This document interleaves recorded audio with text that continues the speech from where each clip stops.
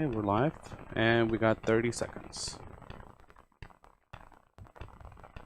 Hey, Facebook folks, welcome. Just jotting down a few notes. We got about 20 seconds before we go on air on radio. Thank you for taking the time to spend here for the next hour. We're going to have a lot of fun. A lot of stuff to talk about that, wouldn't maybe classify as fun, but very important. 10 seconds. Anyway, 10 seconds. Jose's told me to pipe down, so I have to.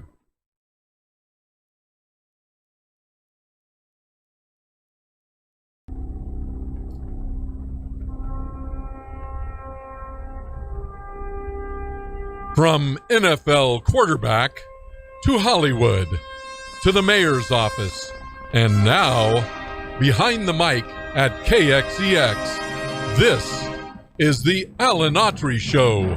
No retreat. And so, my fellow Americans, ask not what your country can do for you, ask what you can do for your country. Mr. Gorbachev, tear down this wall. What the hell's going on out here? Everybody grabbing out there. Nobody. That the only thing we have to fear is fear itself. Today, I consider myself the luckiest man on the face of the earth. I'm not fearing any man. Mine eyes have seen the glory of the coming of the Lord. So, 5 seconds left in the game. Do you believe in miracles? Yes! Unbelievable. Free at last! Free at last! Thanks Almighty! We are free at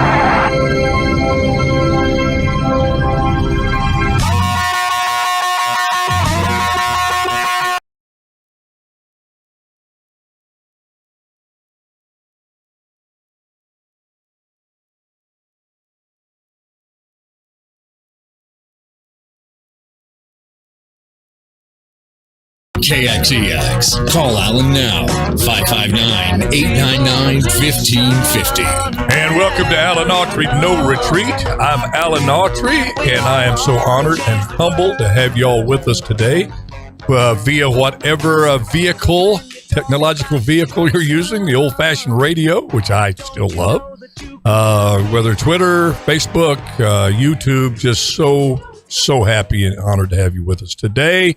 And my goodness, the reverberations from the election in Virginia nationwide are still out there. The aftershocks are hitting everyone, including and in particular those in the media, and in more particular ways, those who never saw this coming at all. I had an inkling, and I think you all did too, that listen to this show. We collectively had an inkling something was up. The people had just had enough of this far left, what I call woke far left, the WFL nonsense, and that there was going to be a chance somewhere along the way to exhibit that. And that happened in the North Carolina gubernatorial race, in which Glenn Youngkin pulled off a convincing victory against Terry McAuliffe, a mainstay in the Democratic Party, borderline rock star when he was with the Clinton administration, got a lot of adulation within the party and nationwide, former governor of Virginia. Had a lot going for him when you just look at credentials, but there was something brewing here, and it's been brewing for quite a few years now, that the people are just, they just don't like being told what to do in a free and democratic country. It's just something that's very basic that we have all understood since the Declaration of Independence when we become a country. That's what we're based on. We're a nation of laws, absolutely. We have a constitution, but those constitutions, the Constitution rather, is the center of it is a Bill of Rights that guarantees our individual freedoms, that guarantees that government won't get so big or will not allowed to get so big that it can tell us everything we can do, say, and think. And this movement, this left movement, headed by what they call the Squad, Tlaib, Omar, Cortez, to a lesser degree, but still there in the mix, Bernie Sanders, and a host of other really woke far left folks that believe they shouldn't even have a mother, name a mother or a father or a brother or a sister. And this critical race theory that they're pushing, have been pushing, it's just craziness. Teaching our kids that they're born into one of two categories, either oppressed or oppressor. You're in one of them when you're born. And if you're white, you better feel guilty. If you don't feel guilty, then you're a racist for being white. I mean, this kind of stuff, wanted to pack the court, add more justice to the court because they believe the courts should be the single place that you go for interpretation of what's right or wrong or acceptable in the country.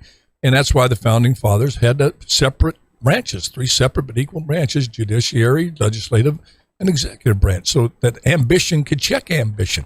But they felt if they could get their guys and women on the court that they could just do away with the executive branch and just and the legislative branch in reality and just let the court. That's crazy. You don't have a democracy then. You just have an entity making the rules that are very easily corrupted. So anyway, these are just some of the things people are talking about on the news. And I think also at the kitchen table, there's a depth of understanding of issues now of what this means, not only to this generation, but generations to come that I have not seen in this country before. I was worried that in a country where we have so much, even the poorest individual in America is in the top 1% of wealthy people in the world. Hard to believe, but it's true. If you have a car and it runs, no matter what year it is, how many miles it has on it, if it runs at all, if it sputters around, doesn't matter. You have a roof over your head and some clothes to wear and food on the table, no matter what it is. It doesn't have to be caviar. It could be a can of pork and beans and some potato chips. You're rich compared to other people around the world. And everyone in the United States has the opportunity to have that. And I was worried that, and still concerned, that because of what we have, the extent we have it, the abundance that we have, that you tend not to think about the issues that could threaten the basic principles of this country and what those basic principles, which are freedom and liberty and equal access to opportunity, education, and quality of life for all, and that pathway to go from basically zero and nothing economically, socioeconomically, position-wise, as I was able to do. People, I went from the cotton fields, minimum wage, below minimum wage in cotton fields, to living out 13 dreams. I'm living out my 13th one right here in this little radio station, getting ready to do another movie, for goodness sake. Was mayor of the city of Fresno. I mean, only in America, as Tom King says. But those that woke far left, if you study it just a little, you don't have to put a whole ton of time. Just go on the internet, look it up, see the roots of Marxism. And you'll hear the name Karl Marx, Engels, those type of folks, and read that Communist Manifesto and layer it next to what you see is being supported by the far left, by the Democratic Party right now, which is allowing itself, with the exception of Joe Manchin, a national hero, I feel, by the way, and to a certain degree, Kristen Sinema. You see that ideology that has murdered millions, has imprisoned millions simply for dissent, for disagreeing with them. It's a system that's never worked economically. It's created just devastation economically, morally, every way you can imagine, everywhere it's been tried throughout the history of the world. And yet you have these folks that went to these universities and are taught, somehow they make the conclusion that America would be better off if everybody was dirt poor, and then we would all be the same. And make no mistake, there is a hierarchy and an upper class and a lower class in Marxism. Don't kid yourself. It was in the old Soviet Union.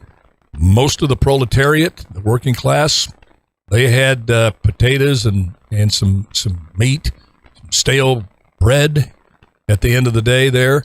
But the communist elite, they had the caviar and the filet mignon and the fine wines and drove the great cars. That always happens in Marxism. It's not a classless system. It's probably the most egregious class system that you can find outside of India. And some great people come out of India, but do a little research on them and you'll see what I mean. But again, more freedom, much more freedoms there than you would find in what's being pushed here. So anyway, that's why it's so dangerous. That's why I tip my hat to the folks in Virginia. I tip my hat. Yeah, okay, the Republicans and conservatives, you knew what direction they were going to go. They were going to go with Youngkin. Okay? I tip my hat to the independents and the Democrats in that state. They are the one who handed Youngkin the victory. The common sense, rational, sane Democrats who said, we are sick and tired of being identified with this far left nonsense. We backed you up, Joe Biden and the squad, when you wanted to, the border.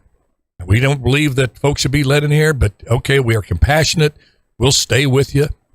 You know, you want to pack the court. Okay, well, maybe that's a good idea. You want to unleash $5.7 trillion of more phony money onto the economy, already riddled with inflation. Yeah, I don't want to vote those Republicans. I'll stay with you. But like I said on the show the other day, they went a bridge too far. They messed with their kids.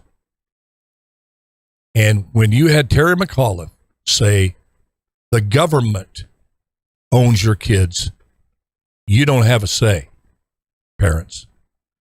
He handed the election to Youngkin. And what's astonishing about that is how clueless that Terry McAuliffe was by making that comment. How disconnected he was from well over half the country. Even people that don't have kids. Most of them love kids, like kids.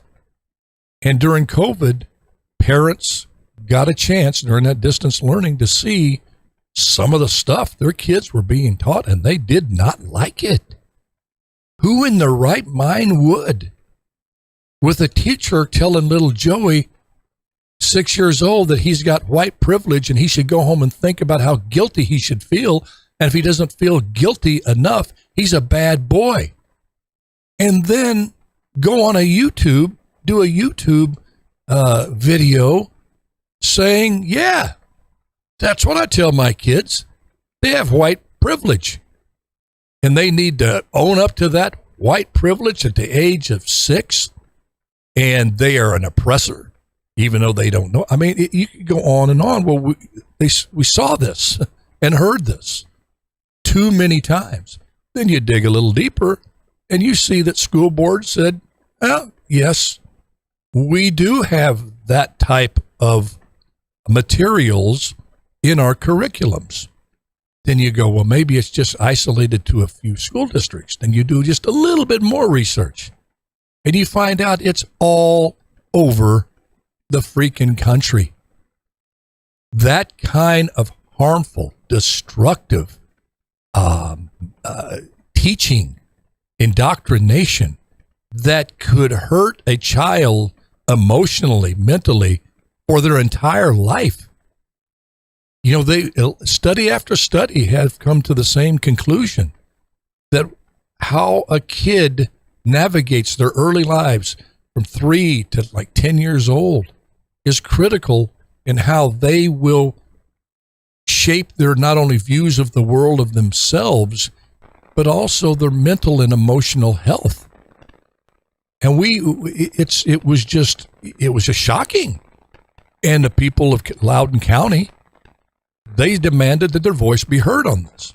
So instead of a school board being respectful to that and understanding of that, like school boards used to be that as mayor, city council, they don't particularly like public comment.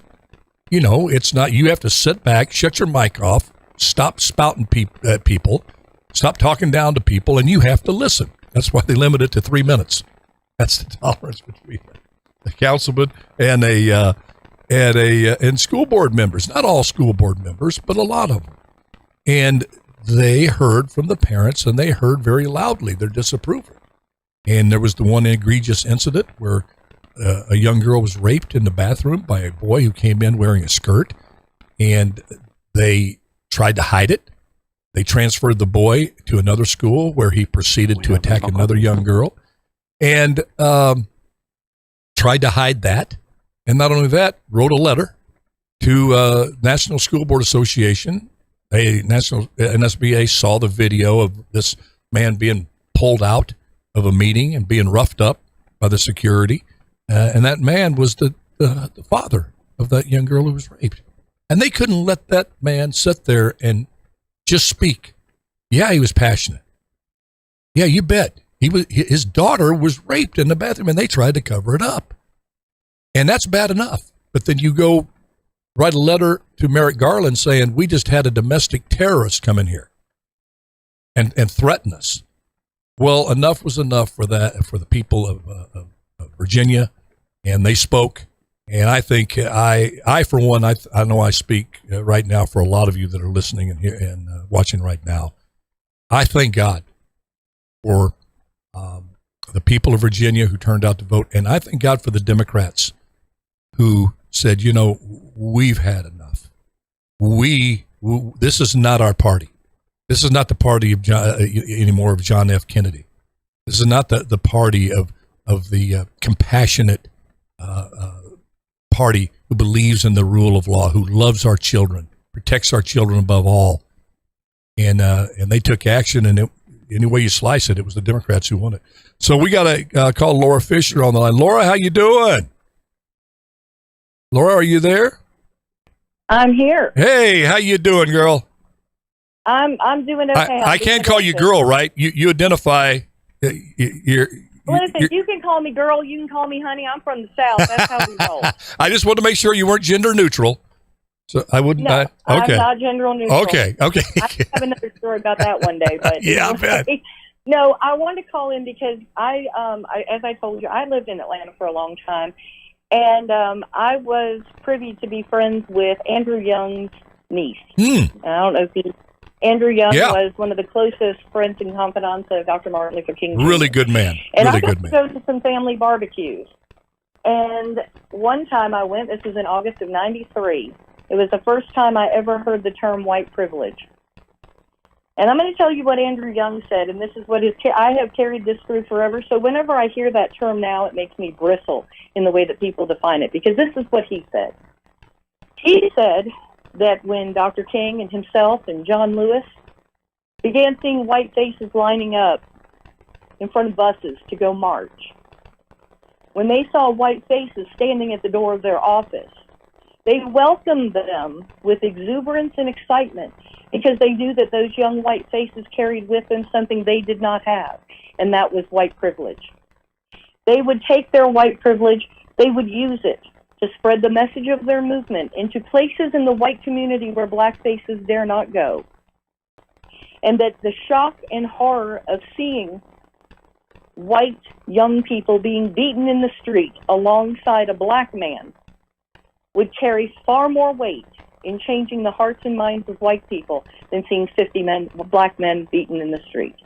And if we focused our education on how black people who had no privilege worked collectively with white people who did, and were able to move this country forward faster than any other nation in the world, we would all be a lot better off. Mm-hmm. Well, let me just respond to what that, because I agree with, and I'm respect their position and your position, your enlightenment on that.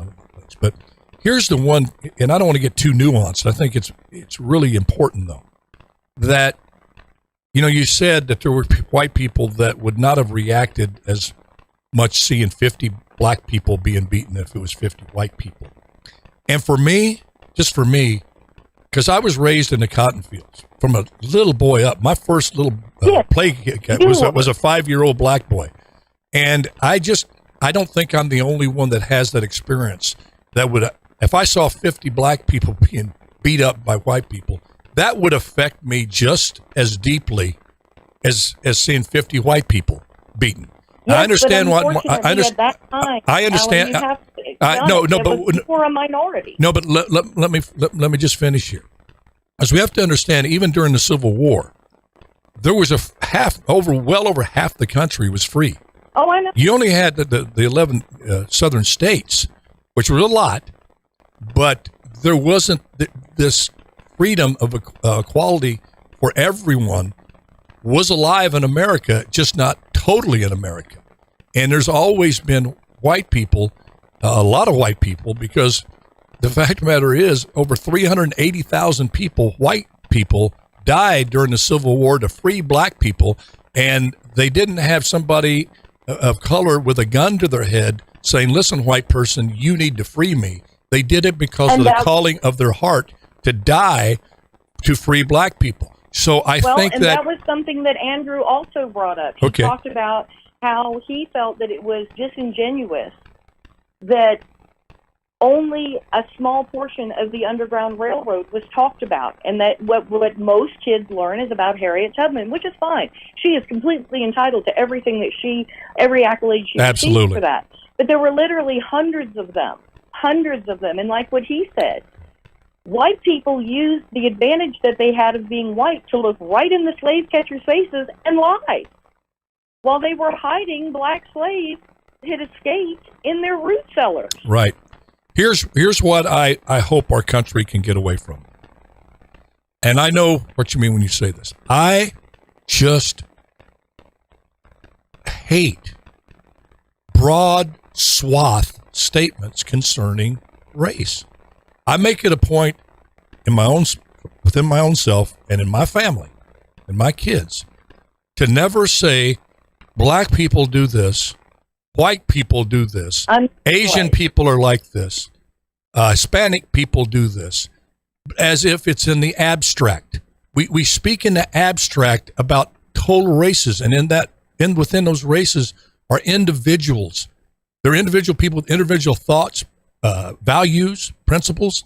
So to say white people, I say no. You'd say I believe a large number of white people felt this way. I think from the data, it looks like this many black people. I'm not going to sit here and say, listen to Joy Reid run down racist and Bakari Sellers and say black people think that all people are racist and we're systemically racist, when Jason Whitlock, Terry Crews, Charles Barkley, Leo Terrell, Candace Owens, Lawrence Jones, Charles Barkley, you can go down the list, Dr. Ben Carson, do not believe at all what Bakari Sellers and the rest of those folks who see race in everything, and so that's what I'm just cautioning. I'm not lecturing, Lori. You make very good points. I just think I would encourage us all to back. What he's trying to say, and I understand what you're trying to say, but I think that we need to also emphasize, because the fact is we are of different races, and we need to emphasize to our young people, no matter what color they are, that we would be much further ahead in this country with equality for everyone if instead of saying, well, white people did this 100 years ago, or this person did that, instead of that, how about we all just take the tools that we have, get together, and make a difference? Yeah, I agree with you 100%. And that's basically like Winsome Sears said the other day in her acceptance speech, and I agree with it. Laura, thank you so much for your call. We got to take a break and pay some bills here, but points well taken as always with you, Sister Laura. Thank you for calling in. We'll be right back. Take care, hon. We're going to be right back. Promise.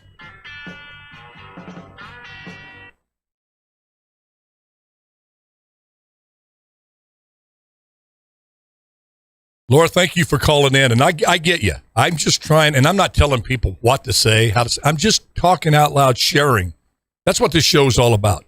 Because I tell you, the movement that's going on right now, a lot of people thought traditional America, based on God, family, and country, was either completely dead or one foot in the grave and the other one on a banana peel. And Virginia's election showed us, not so fast. The rumors of America's demise may be premature, that people still love this country and the basic principles it was founded upon, which was God, family, and country. The three things that the woke left, the WFL, are committed to destroying, because that's how they come to power. You got to get rid of all those things because God, family, country, those three things come above the system. And you can't have anything come above the system, the governance, or Marxism doesn't, well, it doesn't work anyway, but you don't come to power without that, without creating all sorts of chaos. And people say, well, you know, communism would have worked if it wasn't for Stalin. Communism would have worked if it wasn't for Hugo Chavez. Fascism would have worked if it wasn't for Hitler. You know, you going, no, that's what those systems produce. They produce dictators, authoritarian rule. And the proletariat, people like you and I, are told to sit down, shut up, and you'll get what scraps we throw you, and we'll determine what they will be. What scraps that we want to give you, not what you deserve. So, anyway, but good points, Laura. And folks, feel free to call in. I love it when we have calls in. It's that's what it's about. But, you know, again, talking about the race in Virginia, and I think the midterms coming up in 2022, it's a whole lot of little bits make a whole lot. We think sometimes our individual voice, well, what does it mean in the whole scheme of things? We're at a little radio station here, small independent station. What is it? What can it do by itself? Well, the thing is, not much by itself, but collectively it can add up to a very big voice. And that voice can be heard. Like little stations, independent stations like this are all over the country. And many of them, I don't know the exact percentage. 1 minute. But I know many of them are espousing the same things that we talk about here because we love America. And we see that America's under attack. We want the same chance for our kids and grandkids to have in this country as we had. Just an equal chance to live the American dream, equal access to opportunity, education, quality of life, just what we had. And that's under attack. We have to fight back. And so don't ever think your voice doesn't matter, because it absolutely does.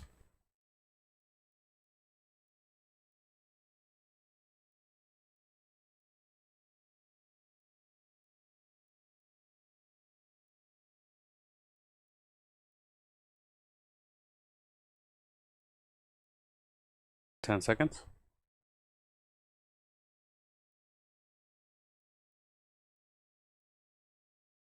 Love you guys.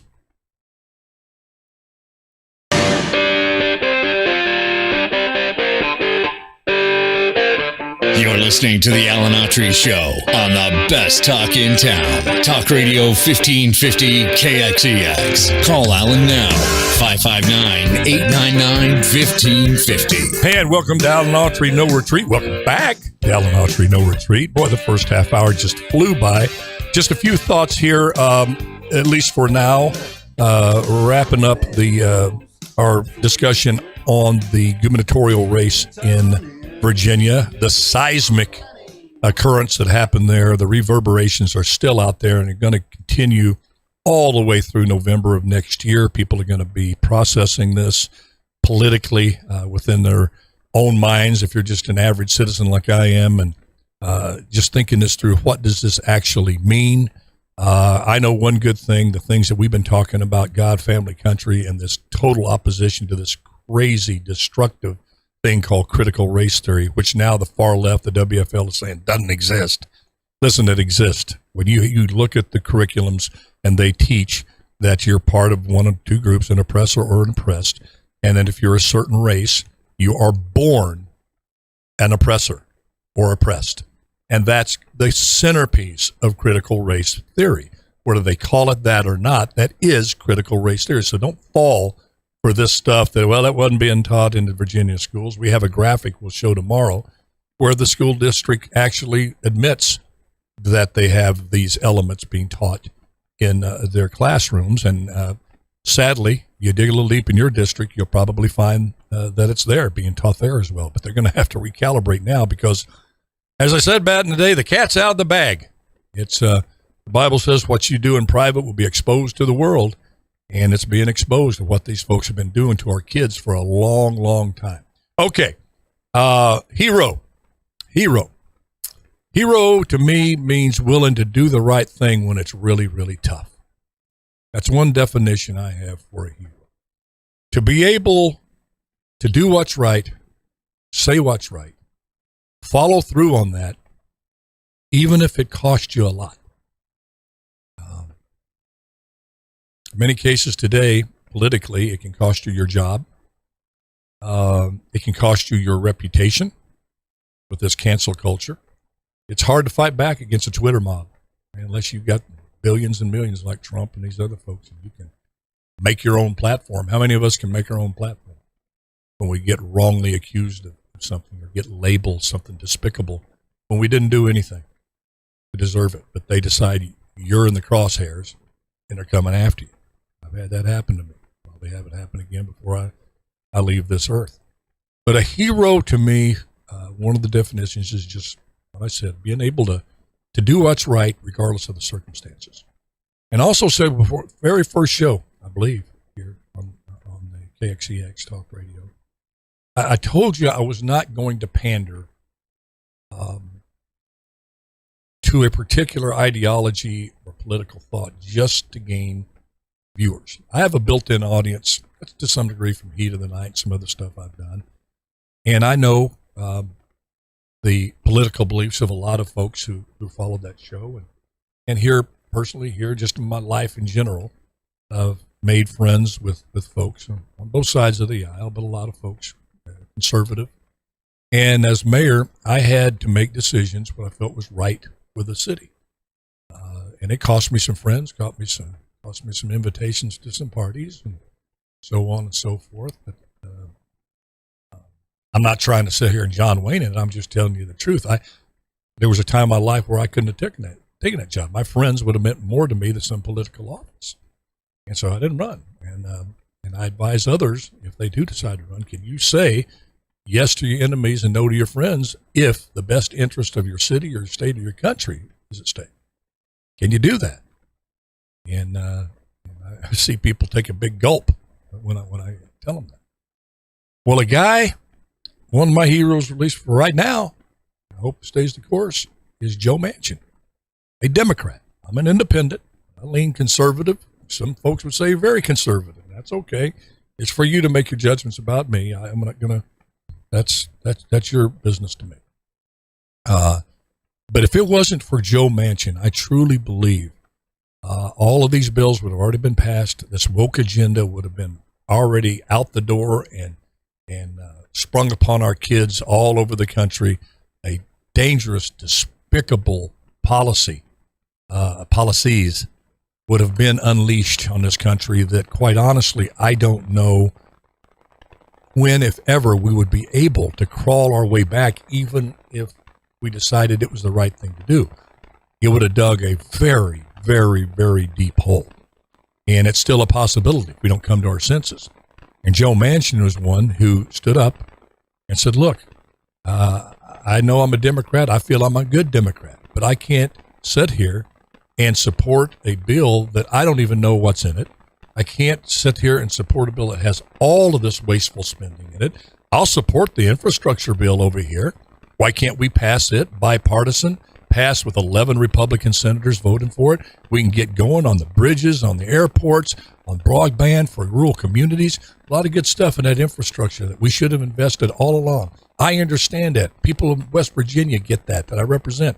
I think the rest of the country get that. I'm ready to go on that.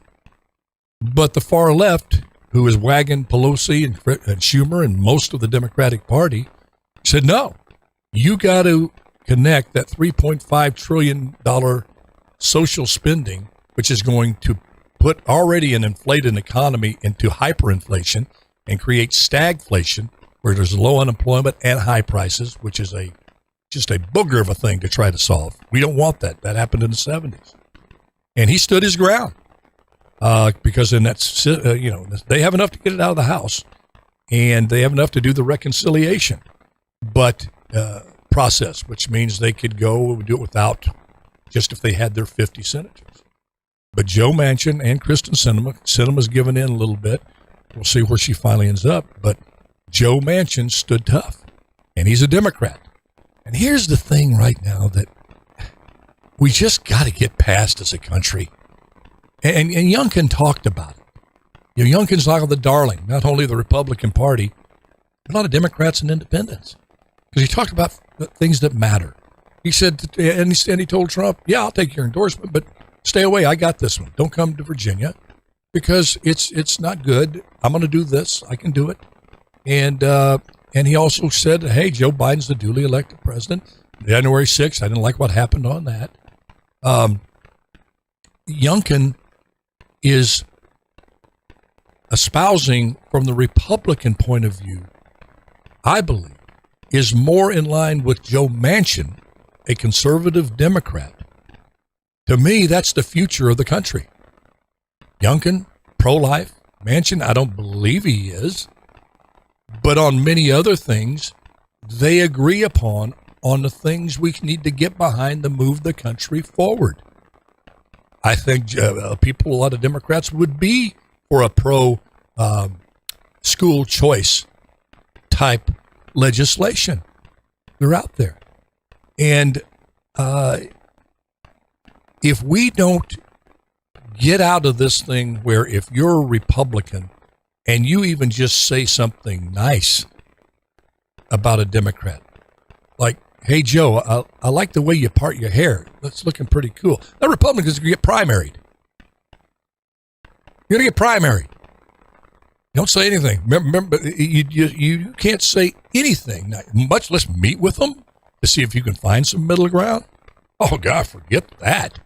To get together and see if we can talk sensibly and respectfully to one another and see if we can come up to some agreements we may never knew we could do unless we sit down and talk. Let's sit down and talk. Oh, my gosh. And on the left, Pelosi, my goodness, she's the leader of the House. You're ripping up Trump's speech, the state of the city. What a thing to do. How do you walk back and say, hey, let's get together and talk after you've ripped up the president's speech on national television in front of everybody? How did we get here? You know who everyone on the right, they talk about Reagan. And on the left, it used to be John Kennedy, but he was too common sense. It has to be Ted Kennedy. He's the Kennedy icon when you talk to people on the Democratic Party and the far left party.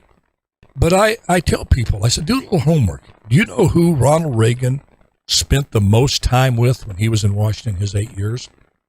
And you can, Dick Armey, Newt Gingrich, all these Republicans. No. He spent the most time with Tip O'Neill. Tip O'Neill was the leader of the Democratic Party. And they would sit down on a regular basis and try to come up with things that they could agree upon to move the country forward. And they did it respectfully, statesmanlike. And I think this country is yearning to go back to those days. That's not being regressive. This progressive agenda is about as regressive as it can get. You want to go back to Marxism, that old, stale, failed system, and call that progressive?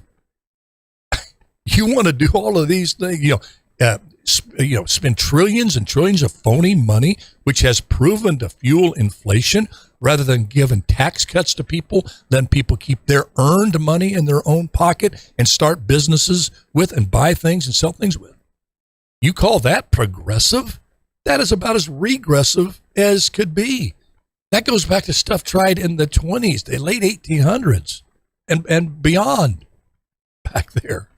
So don't buy that this word progressive means that you're proceeding forward with something better, something more enlightened. It's exactly the opposite. It's a rehashing of old failed policies, what's being put forth today from this walk left. So we got to call out. Oh, James. Do you got James? Is that James from Longview, Texas calling in? It certainly is. Man, Alan. how are you? Are we on it? We're on right now. You're on worldwide, James Marples, and it's great to hear your voice. How you feeling? It's great. I'm doing okay. I'm going in final X-ray, but I don't want to dwell on that. Anyhow, basically, I heard you mention earlier that you were glad, and I'm glad that Virginia will have a Republican governor. My only thought is McAuliffe would have been just a throwback to the past, the Clinton era.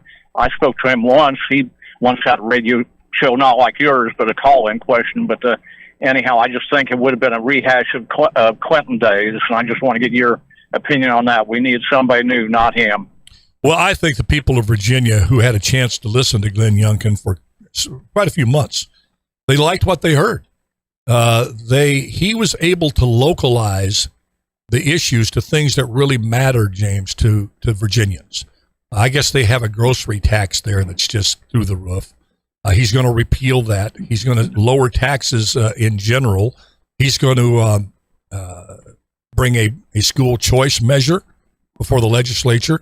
And I guess there was several flipping of Democratic legislative seats that happened that night too. So, I'm not going to say, boy, I'm glad it's a Republican or Democrat. I'm glad we have an American, a true American guy who won that race. And if it would have been a woman, it'd be fine. Hey, I'd vote for Winsome Sears in a heartbeat. She's lieutenant governor.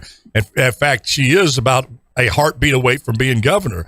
God forbid anything happened to Governor-elect Youngkin, but Winsome Sears, and boy, hopefully we'll have it edited for tomorrow. Jose's got a lot on his plate there. Guy does more than 10 people combined, but if we can get her acceptance speech chunked down, there's sections I want to play for folks that hearing it come from a black lady who loves this country as kind of the pushback, James, a big pushback to this notion that America is a systemically racist country and you can't make it if you're black. And she articulated, they got into a little Twitter war, James, a little mild one there, Joy Reid and Winsome Sears. And Winsome Sears just schooled her. We'll play those things or show them tomorrow as well. But yes, I'm happy that this individual who stands for God, family, and country and has the courage to take the slings and arrows of criticism that will come at him, did come at him. I mean, James, listen how the other side works is woke left. They got so desperate, McAuliffe's teams, that this Lincoln Project, this group of so-called Republicans, which they're not Republicans. I don't know what the heck they are. They got some child. That's what I meant. Yeah, they need independence. Yeah, they got their child. There's a bunch of crazy stuff that goes on in that project there. But they have people that purport to be Republicans. But a few days before the election, they did this photo op in front of Youngkin's bus with 4 guys holding tiki torches like the Klan, and one of them was a black man holding up a tiki torch. I don't know who was the consultant on that, but try it, and you found out that the picture was put out on social media as Youngkin supporters, not the Lincoln Project, who was supporting McAuliffe. And that's how underhanded that campaign and that individual, McAuliffe, was. What extent? But James, and I want to get your feedback on this, it fits right into the Marxist agenda. I tell people this is why it's so dangerous. So you got to do your homework. Marxism, one of the basic tenets, is the ends justify the means. And that means any means. Lie. You lie, you destroy a person's character, you deceive people, you trick people. Yeah, they use ruthless tactics. Yeah, ruthless tactics that they use. Yes, and it's part of the system. That's the thing. They don't run from it. You go read the Communist Manifesto, and you read this Rules for Radicals by Saul Alinsky. That's right in there. And you look at it going, man, what kind of system would openly embrace lying, deception, destroying people's lives and their families because they believe the ends is so important to everyone that they can literally murder, kill. It doesn't matter. They really, the true, and that is a very, very scary thing. Now, I'm not saying, hold on to the horses now, that McAuliffe would want somebody dead. I'm just saying the ideology that supports that campaign and campaigns like him will do literally anything they can to get their candidate. That's what I mean. Yeah, I agree with you, Alan. Thank you very much. Well, James, thank you. And God bless you. And it's great to hear your voice. Thank you. James has been a loyal listener, folks, for years and years. I had a radio show way back when, and James is there. Just a fine, fine man. And I don't want to get too into it. It's his personal thing. But he's had some chat. We all have challenges. And James has been in a season with his, and he has made it, worked through that as a role model for me. Not whining ever at all. And my goodness, again, I'm not going to get into details. Just suffice to know that he's really been going through a lot, him and his family. So I know he welcomes prayers. His name's James Marples, and I know I pray for him constantly. And just he's going to get through this. He's going to come out better and stronger than ever before. Okay, we were going to let's take a real quick break, and then we got about 9 minutes left. But I'm going to get into this tragedy with the Las Vegas Raiders, this young man Ruggs, and the terrible accident that he was in. We'll be right back.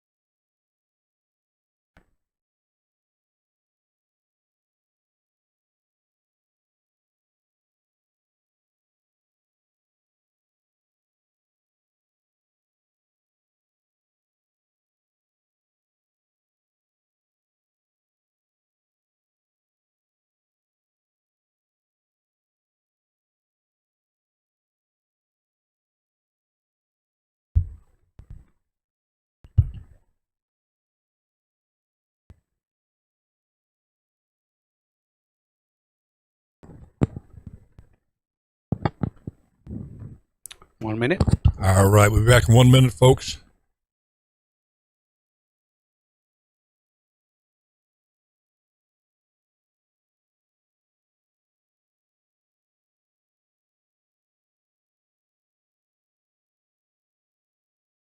Hope you all having a great day. Wish you a really happy weekend coming up. Free for All Friday tomorrow. Supposed to have Kim and Steven here. We'll see if they show. They're supposed to. I think they will. And we always have a lot of fun. So hopefully you can tell your friends to log in and watch. Always interesting. You never know what's going to happen when you got Kim and Steven. Wow. But it's always good.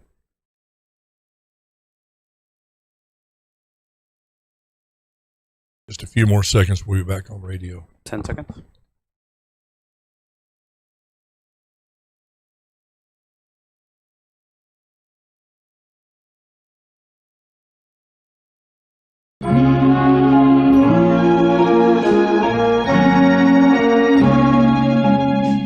You're listening to the Alan Autry Show on the best talk in town. Talk Radio 1550 KXEX. Call Alan now, 559-899-1550. And welcome back to Alan Autry No Retreat. Just a few minutes left. Very quickly, update on the Alec Baldwin Rust movie set, whatever you want to call it. Just a tragedy any way you look at it.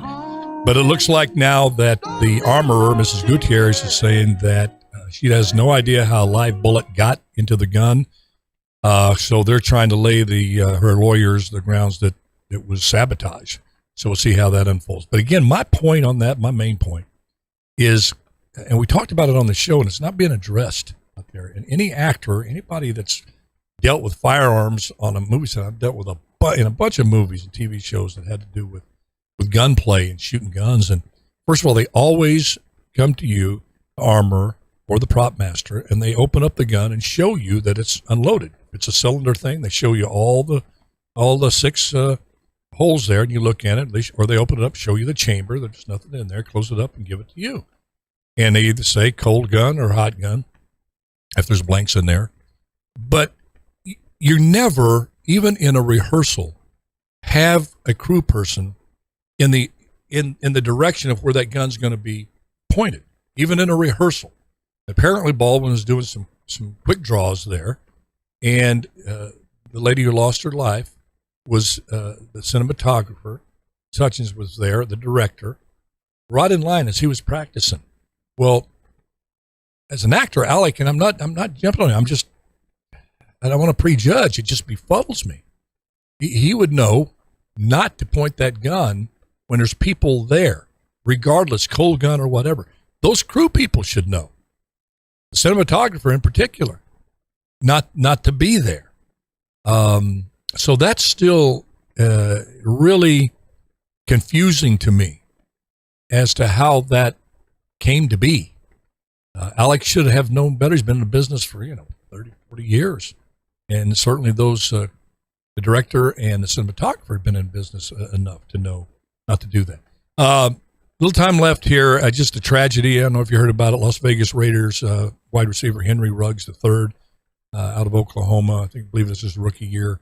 Driving a Corvette, 156 miles an hour in Las Vegas. Hit another vehicle at 124 miles an hour. Was able to decelerate to that level before impact. 156 miles per hour. A loaded gun was found in the car. From what I understand, there was 2 people killed in the vehicle that he hit. And the lady that was with him, the young lady, is apparently in serious condition. Ruggs, from what I understand, is the least hurt of anyone there, which often happens when you have an accident such as this. And it's just a tragedy where our hearts go out to those that were killed, obviously, and to the young lady, and to Henry Ruggs, whose life is completely destroyed now. But I'm going to say something here that a lot of people aren't going to like. But I felt it for a long time, and I'm going to say it.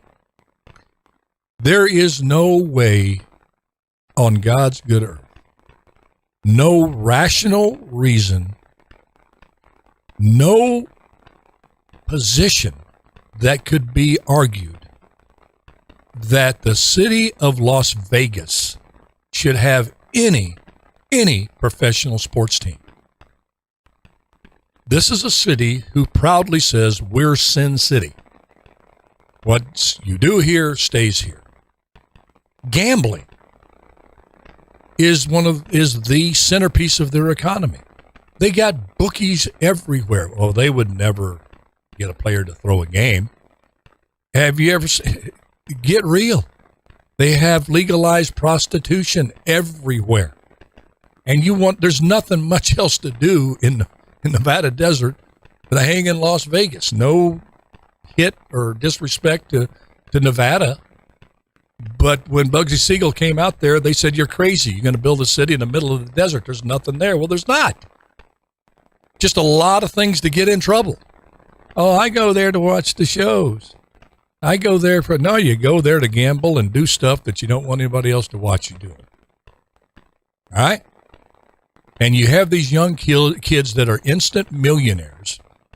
And I said when the Oakland Raiders, their history of dealing with malcontents, players that just have trouble socially and otherwise, let loose in Las Vegas, I said they better spend several $1 million on getting mentors for every one of their draft choices so that something like this doesn't happen. And I know I'm going to get it. Oh, Alan, you're making a big reach. You're connecting the city of Las Vegas to what this guy personally did. He's personally responsible. I get all that.